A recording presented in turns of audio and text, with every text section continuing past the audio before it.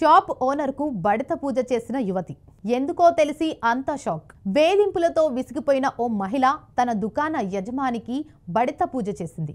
ఆ మహిళ అతని దుకాణంలోనే దాడి చేసింది. ఇందుకు సంబంధించిన వీడియో వైరల్ అయింది.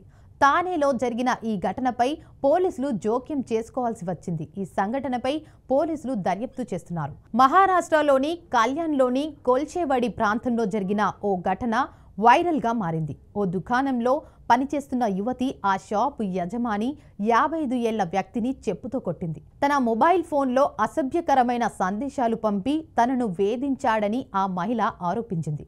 తనను వేధిస్తున్నాడంటూ యువతి కుటుంబానికి చెప్పడంతో వాళ్ళు వెంటనే షాప్కి వచ్చారు. ఆ మహిళ తన తల్లితో కలిసి గురువారం సెప్టెంబర్ 11 మధ్యాహ్నం దుకాణానికి చేరుకుని వేధింపుల గురించి నిలదీసింది. అందుకు ఆమె క్షమాపణ కూడా కోరింది. అయితే కుటుంబం ముందే యువతి యజమానికి చెప్పుతో బడత పూజ చేసింది. చివరికి యువతి కాళ్ళు పట్టుకొని క్షమాపణ చెప్పే వరకు వదలలేదు బంధువులు. ప్రస్తుతం ఈ వీడియో వైరల్ గా మారింది. కాగా ఇందుకు సంబంధించి ఫిర్యాదు అందుకున్న పోలీసులు దర్యాప్తు చేపట్టినట్లు తెలిపారు.